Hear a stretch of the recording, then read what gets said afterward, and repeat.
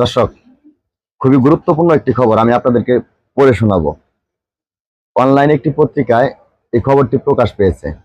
এটা উত্তরবঙ্গের ঠাকুরগাঁয়ের একটি ঘটনা।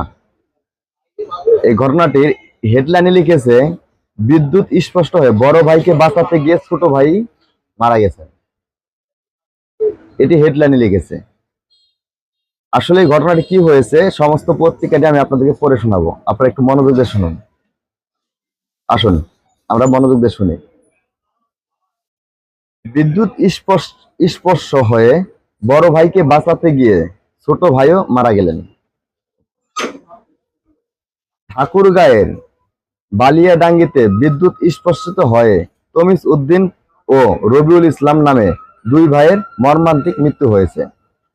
শুক্রবার 24 তারিখ রাতে উপজেলা ভানোর ইউনিয়নের বর্মতল গ্রামে এ ঘটনা ঘটে। মৃতরা ওই গ্রামের তমিজ উদ্দিনের ছেলে। ভানোর উদ্দিন ইউনিয়ন পরিষদের চেয়ারম্যান রফিকুল ইসলাম জানান, সারাদিন ভুট্টা ভাঙ্গার কাজ শেষ করে রাতে নিজ বাড়িতে তমিজ উদ্দিন ফ্যানের বৈদ্যুতিক তারের লিকেজ পলিথিন দিয়ে বাঁধা ছিল।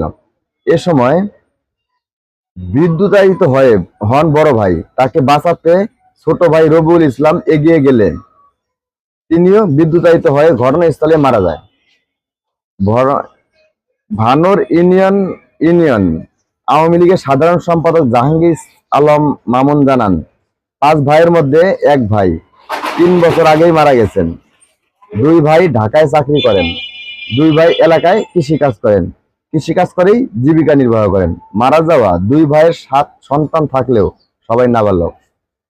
2 ভাইয়ের মর্মান্তিক মৃত্যুতে এলাকায় শোকের ছায়া বইছে।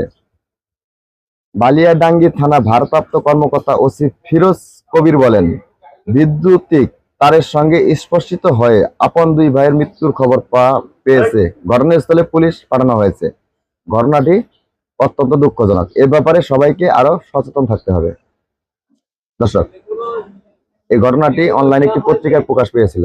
আমি আপনাদেরকে পড়ে শোনালাম। কেমন হয়েছে আপনারা কমেন্ট বক্সে জানাবেন। ধন্যবাদ।